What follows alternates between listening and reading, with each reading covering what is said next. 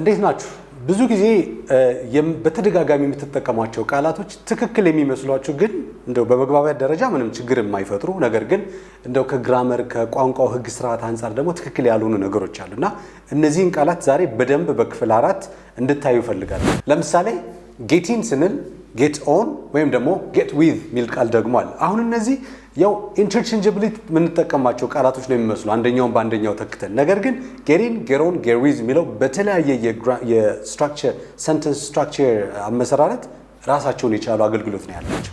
መደወል ስትፈልጉ ያው ብዙ ጊዜ እርግጠኛ ነኝ ኮል ሚል ቃል ይመጣባቸዋል። ኮል ሚለው ቃል I call to my friend or I will call to my friend እንደዚህ ያላችሁ ነው የምትጠቀሙ። ነገር ግን ኮልን በተለየ ሌላ አማራጭ ደግሞ መደወልን ብዙ ጊዜ ኔቲቭ ስፒከርስ የሚጠቀሙት አለ። particularly ደግሞ the British English speakers የሚጠቀሙት ቃል አለ እና እሱን ዛሬ በደንብ አብረን ነው የምናየው። Hello and welcome beautiful English lovers. Great to have you here back once again. This is your English instructor Gary from Simple English YouTube channel ወይንም ደግሞ ዳላስ የቋንቋዎች ማሰልጠኛ ተቋም ነው። እንኳን ደህና መጣችሁ። ያው በኦንላይን በአካል መማር የምትፈልጉ እየደወላችሁ ያላችሁ ሰዎች የጀመራችሁትም congratulations በጣም ቆንጆ ፕሮግራም እየወሰዳችሁ ነው ያላችሁት። So on this part of today's lesson ዛሬ መሰረታዊ የሚባሉ በተለይ በዕለት ዕለት ንግግር ላይ የምንሸወዳቸው አይነት ነገሮችን እነሱን እንድትለዩ በቲክታክ ስናወራባቸው የነበሩ ጉዳዮችን ኦርጋናይዝድ ነው በኖት ደረጃ ዛሬ ይዤላችሁ መጥቻለሁ። ሰው እንኳን ደህና መጣችሁ። ሰብስክራይብ ያላደረጋችሁ ካንሲደር አድርጉት ሰብስክራይብ ለማድረግ አለያ ግን ቪዲዮን በማየት ብቻ ኮሜንት ሴክሽን ላይ ያበረታታችሁን አብረን እንቀጥላለን። So let's talk about vehicle, particularly about vehicle. ስለ vehicle እናውራ ተሽከርካሪ። So ተሽከርካሪ ስንል ያው ትንሽ ተሽከርካሪ አለ፣ ትልቅ ተሽከርካሪ አለ። ሶ ወደ ተሽከርካሪ መግባት እና ወደ ተሽከርካሪ ከተሽከርካሪ መውጣት የሚለውን እንዴት እንደምንጠቀም በእንግሊዝኛ መጀመሪያ ላሳያችሁ። ሶ የመጀመሪያው ቤዚክ ቃል ጌት የሚል ቃል ነው። GET ሶ ቺ ጌት የምትለው ቃል መግባት ማለት ነው አይደል? get in እንላለን ወይም ደግሞ get in ብለን እንጠቀማለን ግባ ስንል ማለት ነው። ኦኬ ያው ከቤት ውስጥ ነን፣ በነገራችሁ ላይ ቤት ውስጥ ነን ሰው እንዲገባ ከሆነ የምንፈልገው come on in ወይም ደግሞ come in እንላለን አይደል? come in ስክሪኑ ላይ እንደምትመለከቱት come in ግባ ማለት ነው። ወይንም በሌላ አገላለጽ come on in come on in ያው come on ማለት ና ማለት ነው። ወይም ደግሞ በሐሳብ ደረጃ ስናወራ hey come on ይላሉ ተውባክ ምናምን አይነት ነገር ያ ኮንቪንስ ለማድረግ ፐርሱድ ለማድረግ ሰውን ስንፈልግ ምንጠቀምበት ቃል ነው። ልክ እንደዛ come on in ማለት ትችላላችሁ ና ግባ እንደማለት ነው። ከውጭ ነን ከሆነ ደግሞ go in ማለት ትችላላችሁ። go in ግባ ወደ ውስጥ ግባ እንደማለት ነው።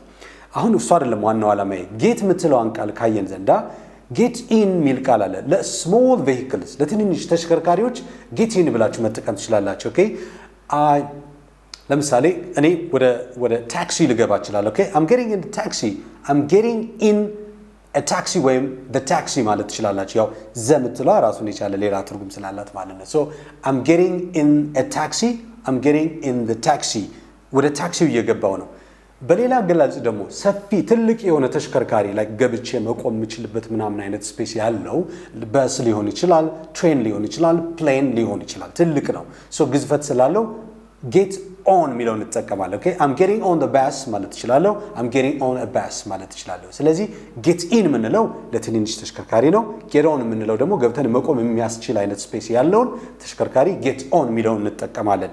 ይሄን እንዳትረሱ መግባት ነው። ኦኬ መውጣት የሚለውን ከተሽከርካሪ ስንወጣ ለምሳሌ ከትንንሽ ተሽከርካሪ get in ብዬ ነግራችኋለሁ።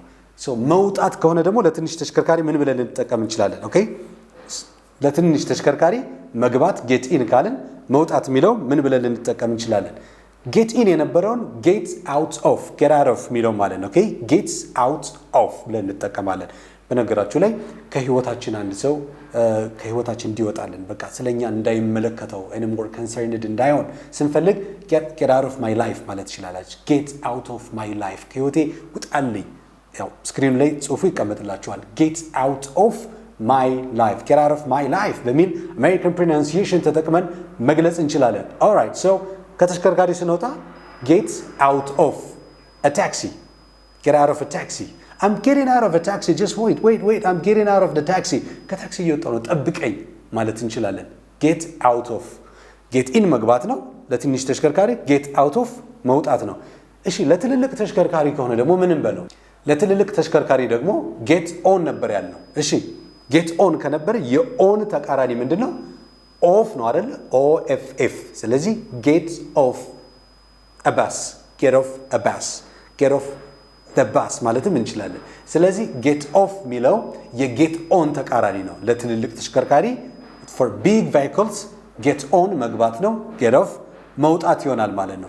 ሌላኛው ደግሞ በጣም ብዙ ጊዜ በኮንፊውዥን ደረጃ የምታገኙት ቃል እንድታቆልኝ የኔ ተማሪዎች የምፈልገው ብዙ ጊዜ ስህተት የምንሰራ ወይም እንደ ኖርማል አድርገን የምናየው ከመግባባት አንፃር ችግር የለውም ግን ብትለዩት በጣም ቆንጆ ነው።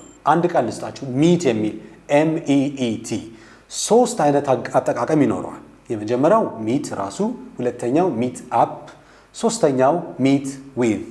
አሁን እዚህ ጋር የምትመለከቱት ከሰዎች ጋር የሚኖረን ግንኙነት ነው። ሚት ማለት መገናኘት አይደለም። ግንኙነቱ ለምሳሌ የታቀደ ቀድሞ ፕሮግራም የተያዘለት planned ከሆነ የታቀደ ከሆነ meet up የሚለውን ትጠቀማላችሁ።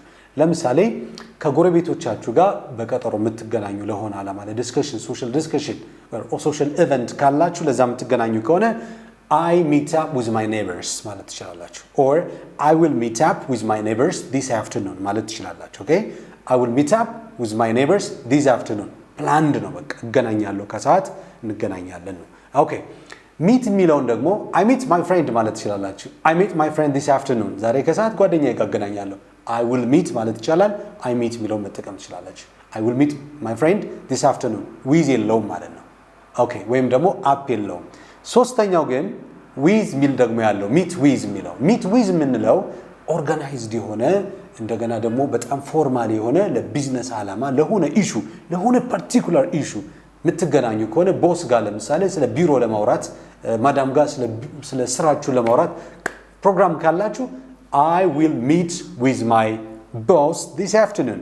I'll meet with my boss this afternoon የሚለውን መጠቀም ትችላላችሁ። ስለዚህ ምን እያልኳችሁ ነው? meet የሚለው meet ማለት ብቻውን መጠቀም ትችላላችሁ። I will meet my friend ብላችሁ meet up ከሆነ ደግሞ ቀድማችሁ ያቀዳችሁት ፕሮግራም ከሆነ I will meet up with my boss ማለት with my friend ማለት ትችላላችሁ። with my neighbor ማለት ትችላላችሁ። meet with ከሆነ ደግሞ ፎርማል የሆነ ነው። በቃ ፎርማል የሆነ ግንኙነቱ ለሆነ ዓላማ ለውይይት ለንግግር ምናምን ሊሆን ይችላል። I will meet with ብላችሁ ሰውየው መጥቀስ ትችላላችሁ። ሌላኛው ደግሞ call ሚል ቃል መደወል እቺ call ብለን ምን ተጠቀማት? ኦኬ call የሚለው ብዙ ጊዜ I will call you or please call me ምናምን ነገር ተጠቀማለን። በነገራችሁ ላይ አንድ ሰው ደውሉላችሁ ማንሳት ባትችሉና መልሼ ደውልልሃለሁ ብትሉ ምንድነው ብላችሁ የምትገልጹት? መልሼ ደውልልካለሁ ማለት ከፈለጋችሁ I will get back to you soon. I will get back to you soon. እንግዲህ ኤዲተር ይጽፋል ኢን ቴክስት I will get back to you soon መልሼ ደውልልሃለሁ ወዲያው እንደማለት ነው። ኦኬ I will call you back እንደማለት ነው። I will call you back እንግሊዘኛችሁ እንዲሻሻል ከፈለጋችሁ ሁሌ most repetitive የሆነ በተደጋጋሚ የምትጠቀሙትን ቃል አስወግዱና ተውትና አዲስ የሆነ አዳዲስ አገላለጽ ስታገኙ እሱ መጠቀም ልመዱ። ስለዚህ I will call back to you ከምትሉኝ I will get back to you soon I'll get back to you እሱ መጠቀም ልመዱ። እሺ ቀይሩት እንግሊዘኛችሁን። ስለዚህ call የሚለውን በሌላ አገላለጽ መጠቀም ከፈለጋችሁ እንደነገርኳችሁ call የሚለውን get back ይሄ መልሶ መደወል ነው get back። ነገር ግን give a call ማለት ትችላላችሁ። ኦኬ give a call ያው ዳይሬክት እና ፕሪሳይዝ የሆነ ቀላሉ call ነው መደወል ነው ቀጥታ የሚለው። ነገር ግን እደውልልሃለሁ ለማለት give a call is kind of conversational and friendly የሆነ approach ነው። ለመግባባት ለመነጋገርና ለጓደኛ ጋር ምናምን የሆነ ወሬ ስታወሩ I will give you a call ደውልልሃለሁ ማለት ነው። ደውል እሰጥሃለሁ ምናምን ማለት አይደለም። I will give you a call please give me a call ማለት ትችላላችሁ። please give me a call when you are done ጨርስ ሰርተህ ስትጨርስ ስታጠናቀቅ ደውልልኝ ማለት ነው። ስለዚህ give me a call ማለትና I'll give you a call ማለት ደውልልሃለሁ ደውልልኝ እንደማለት ነው። ኦኬ give a call call የሚለውን በቀጥታ give a call በሚል መጠቀም ትችላላችሁ። ሌላኛው other different possible expressions አሁንም እናገኛለን። phone someone ይሄ ብዙ ጊዜ በብሪቲሽ ማለት በኮመንሊ ብሪቲሽ እንግሊሽ ላይ ነው የምናገኘው ይሄን ብዙ ጊዜ ማለት ነው። ስለዚህ I will phone you ካላችሁ ደውልልሃለሁ ማለት ነው። I will phone you please phone me ይላሉ ደውልልኝ እንደማለት ነው። ኦኬ please phone me phone የሚለው ራሱ መደወል ማለት ነው። ወይም ደግሞ ring someone ring ኤም በቃ ቲፒካል ብሪቲሽ እንግሊሽ ኤክስፕሬሽን ነው። በብሪቲሽ ስፔሻሊ በቃ እንግሊዛውያን የሚጠቀሙት አይነት ነገር ነው። ስለዚህ ring someone please ring I will ring you ስልኩ እየጠራ ነው ሲል the phone is ringing please answer the phone ይላሉ። እባክህ ስልኩን አንሳው መልስ እንዲሰጥ ማለት ነው። ፕሊዝ አንሰር the phone, the phone is ringing ስልኩ እየጠራ ነው ብለን መጠቀም እንችላለን። ያው ኮል አፕ የሚል አለ፣ ወደዛ ብዙ አልገባም። ከመደወል ጋር በተገናኘ ይሄን መጠቀም ትችላላችሁ። ኮል የሚለውን give a call በማለት ወይም ፎን ወይም ደግሞ ሪንግ ብላችሁ በሶስት አማራጭ መጠቀም ትችላላችሁ። አንድ አጭር ቃል ልስጣችሁ እስኪ በቃ እንግሊዘኛችሁን እንድታስተካክሉት እዚሁ ላይ ማለት ነው። በተሎ ስትሉ very soon ትላላችሁ አይደል? very soon ለምሳሌ ቶሎ ደውላለሁ I will call you very soon, I will come back very soon። ዛሬ very soon እናስወግዷትና የኔ ተማሪዎች እቺን ቃል ልስጣችሁ right away የምትለዋል right away I'll call you right away American pronunciation right away ነው። ስለዚህ I'll call you right away የሚለውን ብቻውን ይሄን ተጠቀሙበት። ከዛሬ ጀምሮ soon ምናምን very soon ምናምን አትበሉ right away ኦኬ። soon ማለት ወደፊት ባለው ጊዜ ቶሎ እንደማለት ነው። ባለፈው ጊዜ በቅርቡ ባለፈው ጊዜ ከሆነ ደግሞ recently ነው የሚጻፈው፣ ግን recently ብለን ነው የምናነበው። ስለዚህ recently የሚለውን መጠቀም ትችላላችሁ።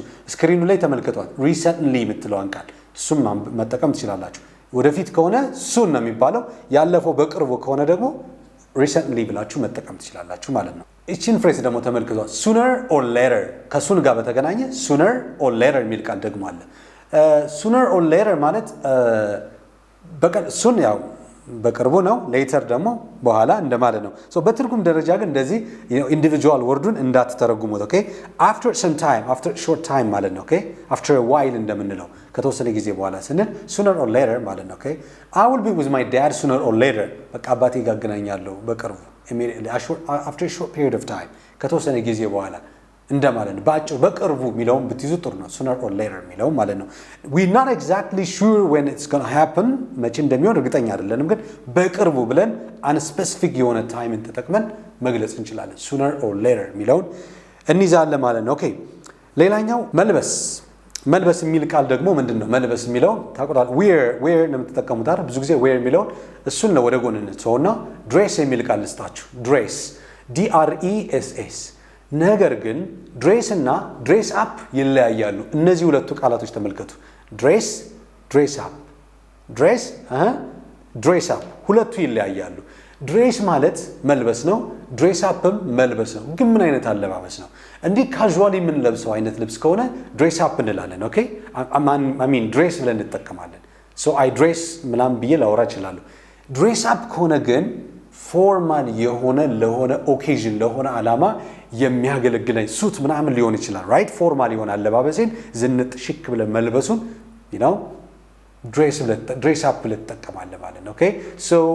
I always dress up at 2:30 ሁለት ሰዓት ተኩል ላይ ነው በቃ ፎርማል ልብስ ለብሼ የምወጣው ምናምን ለማለት ስፈልግ I dress up እየተጠቀማለሁ። ይሄ ዴይሊ ሩቲን ሳስተምር ካሁን በፊት ነግሬያችኋለሁ፣ እዛ ላይ ቼክ አፕ ማድረግ ትችላላችሁ።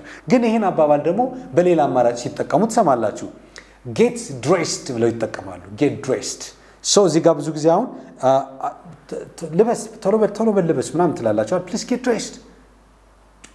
dressed ካላችሁ ትእዛዝ ነው። get dressed ካላላችሁ I'm getting dressed ካላችሁ ደግሞ እየለበስኩ ነው ማለት ነው። I'm getting dressed up ከሆነ ግን ሽክ ብዬ እየዘነጥኩ በመልበስ ሂደት ላይ ነው ያለሁት እና ዝነጣው ምናምን ላይ ነው ያለሁት ማለት ነው ኦኬ። ድሬስ የሚለውና ድሬስ አፕ በምን መተካት ይችላሉ? get dressed እና get dressed up በሚል መተካት ትችላላችሁ ሁለቶችን ማለት ነው ኦኬ። በዚህ መንገድ እነዚህን በደንብ እንድትለዩልኝ እፈልጋለሁ። one more ልስጣችሁና የዛሬው ክላስ ይበቃናል። What's really coming right next is get along with የሚል ቃል ደግሞ አለ።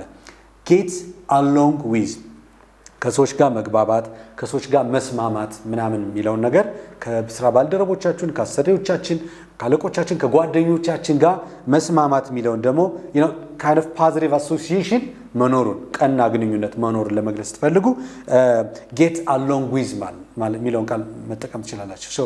do you get along with your friends ጓደኞች ጋር እንዴት ነው ሰላም ነው ያለው ግንኙነት ምናምን? do you get along with your boss አለቃ ጋር ያለው I don't get along with my staff they're not my type እኔ ጋር የሚሄዱ አይደሉም እና ብዙም እነሱ ጋር አልስማማም። ስለዚህ get along with ከሰዎች ጋር ያለውን ግንኙነት በሚመለከት ነው።